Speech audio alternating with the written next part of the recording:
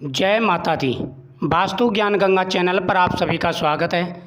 नवरात्रि में अष्टमी और नवमी के दिन कन्या पूजन करते समय कन्याओं को कुछ ऐसी चीज़ें हैं जिनको नहीं खिलाना चाहिए।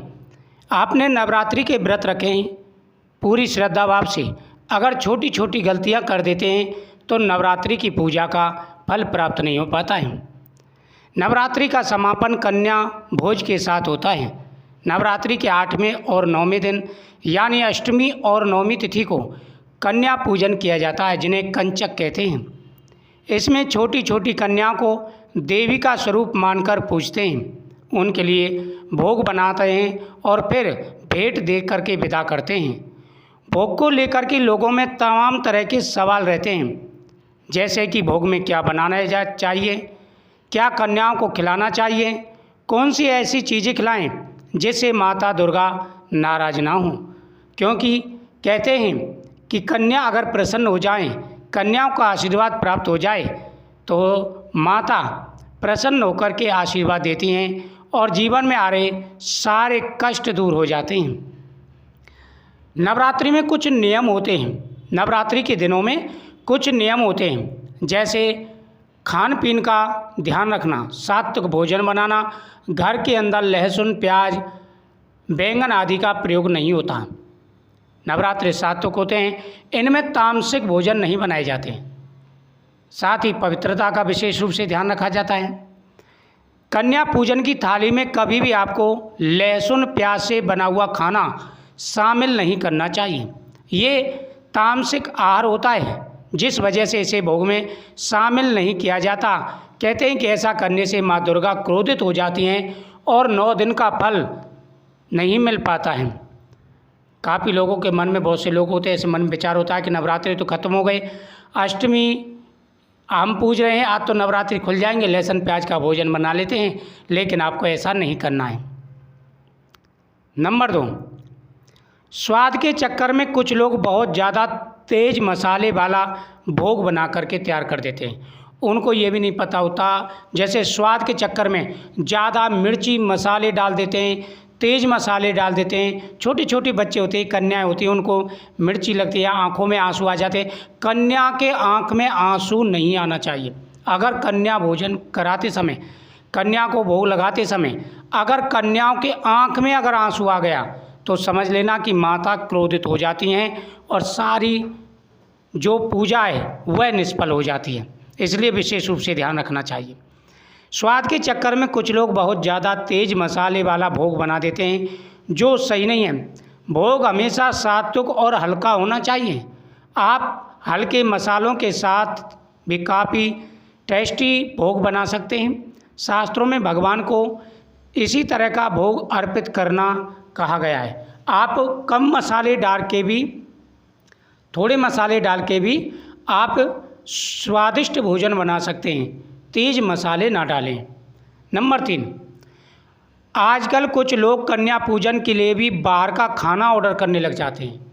अब ये आजकल बहुत काफ़ी जगह रिवाज चल गया है कि घर पर खाना नहीं बनाएंगे, वो क्या करेंगे, ऑर्डर से हलवाइयों के द्वारा खाना बनवा लेते हैं या फिर दुकान से ले आते हैं, बनेने को ऑर्डर कर देते हैं और कन्याओं को पूजन कर देंगे, भोग लगा देंगे।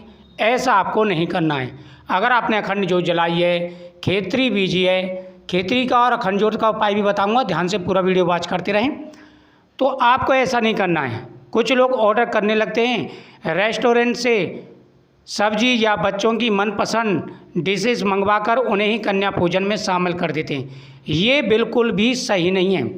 दरअसल धार्मिक त्योहारों की मर्यादा बनाए रखना बहुत ज़रूरी है। कन्या पूजन में वही चीज़ परोसी जाती है जो माता रानी को भोग लगाई जाती है। इसलिए चाहे कम भोग बनाएं, लेकिन अपने हाथ से साफ सुथरा सात्विक भोजन बनाकर ही कन्याओं को भोग लगाएं।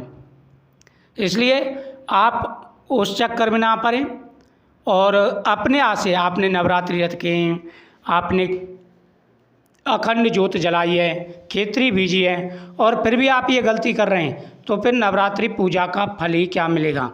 नवरात्रि पूजा का महत्व क्या रहा। साथ ही आप फल प्रयोग जरूर करें। जब कन्या पूजन कर रहे हों, कन्याओं को भोग लगा रहे हों, तो उसमें आपको फल प्रयोग जरूर करना है, फल शामिल जरूर करना है। अगला, आजकल प्लास्टिक की थालियाँ बहुत चलने लग गई हैं, तो फैशन की थालियाँ चलने लग गई हैं, बाज़ार से प्लास्टिक की थाली आने लगी हैं। ज़्यादातर घरों में इसी में कन्याओं को भोजन कराया जाता है। तो दोस्तों आपको बता दूं, अगर आप प्लास्टिक की थाली में कन्याओं को भोजन करा रहे हैं तो आपका फल उसी समय नष्ट हो जाएगा। जो नवरात्रि का व्रत आपने रखा है उसका फल आपको प्राप्त नहीं होगा।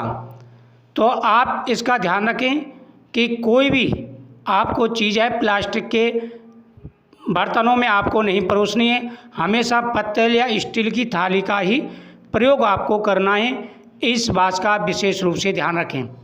कन्या पूजन में जो भी खाना आप कन्या को दे रहे हैं वो हमेशा ताज़ा और तभी का बना हुआ होना चाहिए। इसके अलावा अगर आप कन्या को कोई भी आप ड्रिंक उपहार में दे रहे हैं, पेट फूड या फिर एक्सपायरी डेट की चीज़ें दे रहे हैं तो ये आपको नहीं करना है। इस बात का विशेष रूप से ध्यान रखना है। पूरी बातें मैंने बताई हैं, एक एक चीज़ का ध्यान रखना है आपको, कोई भी गलती ऐसी नहीं करनी। अगर ये गलती आपने की तो कई प्रकार की परेशानियां जीवन में आना शुरू हो जाएंगी। कन्या भोज की थाली में आपको घर का बना हुआ सात्विक खाना परोसना है।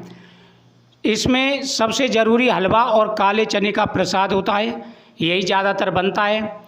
इससे अलावा माता रानी का मनपसंद खीर का प्रसाद भी बनाएं। बाकी अपनी श्रद्धा के अनुसार आप कोई भी सात्विक सब्जी, पूड़ी, फल थाली में शामिल कर सकते हैं। और अगर आप चाहें तो बाहर से अगर मीठा मंगाना चाहें तो जलेबी आप मंगा करके उसमें शामिल कर सकते हैं। लेकिन इन बातों का विशेष रूप से आपको ध्यान रखना है, कोई भी ऐसी गलती नहीं करनी है। अगर ये गलती आपने की तो कई प्रकार की परेशानियां आपके जीवन में आना शुरू हो जाएंगी। अष्टमी और नवमी के दिन अखंड ज्योत और खेतरी का बड़ा महत्व होता है। खेतरी जो आपने बीजी है उसमें से थोड़ी सी खेतरी आपको लेकर के अपने घर की तिजोरी में रखनी है। और साथ ही जो अखंड ज्योत है वह कन्या पूजन के बाद में आपको उसमें घी नहीं डालना है, वो अपने आप शांत हो जाएगी। अगर आपको उसमें से थोड़ा सा घी बचता है, घी रह जाता है, तो खेतरी के साथ उसे जमुना जी में प्रवाहित कर दें। और अगर ज्योत पूरी जल जाती है तो फिर आप जली हुई ज्योत के अंदर थोड़ा सा चंदन डाल करके अच्छी तरह से उसे साफ करें चंदन से, और उस चंदन को किसी डिब्बी में भर करके रख लें। इन बातों का विशेष रूप से ध्यान रखें। माता दुर्गा आपकी हर मनोकामना पूरी करेंगी और जीवन में आ रहे सारे कष्ट और परेशानियाँ दूर होंगी। वीडियो को शेयर करें, चैनल को सब्सक्राइब करें। जय माता दी।